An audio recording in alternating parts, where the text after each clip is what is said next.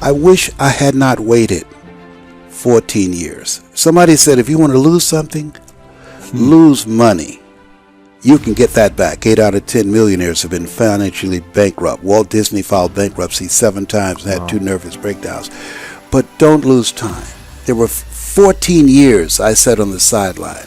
14 years I said, I don't have an investor in me like Tony Robbins. 14 years that said, I don't have an MBA or a PhD, and I can't compete with these guys. I have the complexion of rejection. 14 years I silenced myself. Wow. And so I regret that, because there's some people that maybe if they'd heard my voice, they would not have turned to drugs.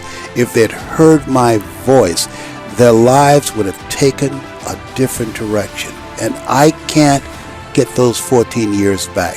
That haunts me, and I think that drives me when I speak with such energy. I'm trying to make up for that time, but I can't. You don't achieve worthwhile goals quickly or easily. They take time. They take struggle. They take relentless pursuit day in and day out. That's what it takes. But also, things don't usually fall apart quickly either.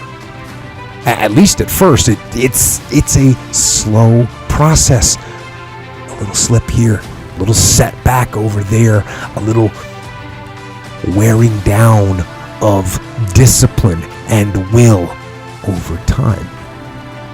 That's the thing. Success and failure are generally slow processes. Either slowly building things up or gradually tearing them down. And that's why I say you've got to pay attention. You have to watch. You have to watch every single second. Because those seconds, they turn into minutes. And minutes turn into hours, and hours turn into days, and days turn into years. And so, that second that just went by, that counted. And so did that second. And so did that one. And in those precious seconds, you were either building or you were decaying. You were either gaining ground or you were losing ground in that second, and in every second. Every second counts. So make every second count. Should be afraid of taking risks and pursuing something meaningful.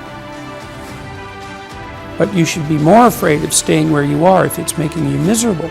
It's like the first thing you want to do is dispense with the idea that you get to have any permanent security outside of your ability to contend and adapt. It's the same issue with children.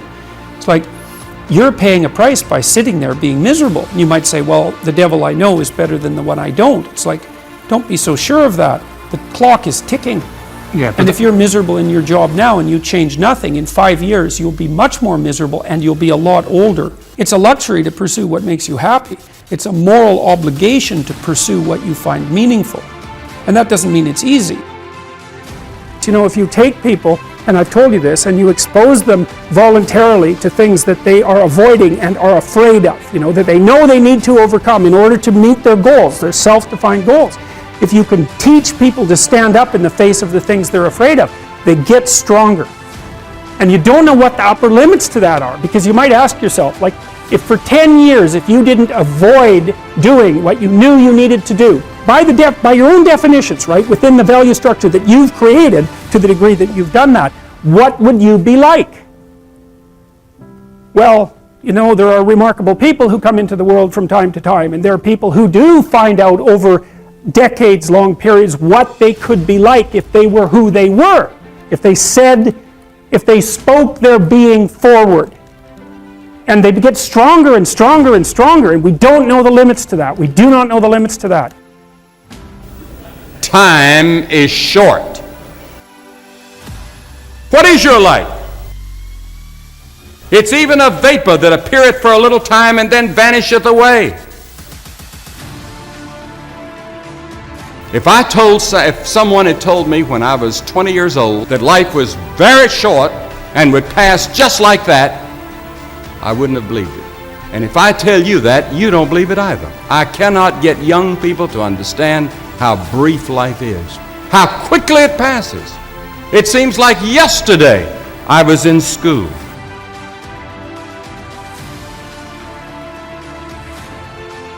Every one of us here has been given the same amount of time in a day. 1,440 minutes a day, 168 hours per week. The days of our years are 80 years and 10. And if by reason of strength they are 80 years, yet is their strength labor and sorrow, for it is soon cut off, and we are passed away and cut off. 70 years God allows us. And it's interesting to me, with all of our medical science, we've never passed that magic mark. The average American male today lives 70 years and 4 months. The average female, 73 years and 6 months. More people live to be 70, but the average age of an American is still 70, as taught in the Scriptures. Now, 70 years God allows us. Let's think a moment. What do we do with those 70 years? The first 15 are spent in childhood, and then 20 years we sleep. And then the last 5 years, physical limitations are curtailing your activities. They haven't curtailed mine yet, but my 5th year till 70 starts next year. Only 30 years left, and part of that time must be spent in eating meals, working, and figuring out your income tax, things like that.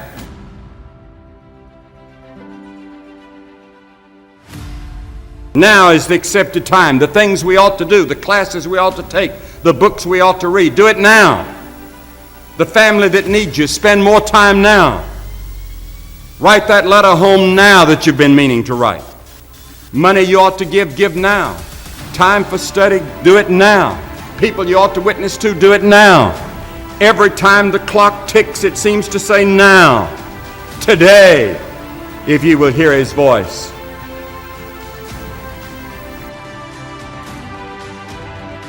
There is the category of problems in life, and it ain't going anywhere. And so the question is, can you deal with the whole category at the same time? That's the thing. That's how to be in the world, is to deal with that category all at the same time. And so how did human beings, what did they come up with as a solution? And that's so cool too, because the solution they come up with not only was the heroism that allows you to approach what you're terrified by and what you find offensive and to learn from it, but also the idea of sacrifice, and that was played out by cultures everywhere, including human sacrifice. And you think, what the hell was up with those crazy bastards so long ago? They were sacrificing to gods all the time. What kind of clueless behavior was that? Burn something and please God. Burn something valuable and please God. It's like, what was with them? What were they thinking? Well, they weren't stupid, those people. If they were stupid, we wouldn't be here. They were not stupid, and believe me, they lived under a lot harsher conditions than we do. So those were some tough people, man. You know, back then you'd last about 15 minutes. And so you don't want to be thinking of your ancestors as stupid. Like, there's no real evidence that we're much different cognitively than we were 150,000 years ago. So anyways, sacrifice. What does that mean, sacrifice? Well, it's a discovery, man. It's the discovery of the future. It's like the future is actually the place where there is threat. And it's always going to be there. So what do? You make sacrifices in the present so that the future is better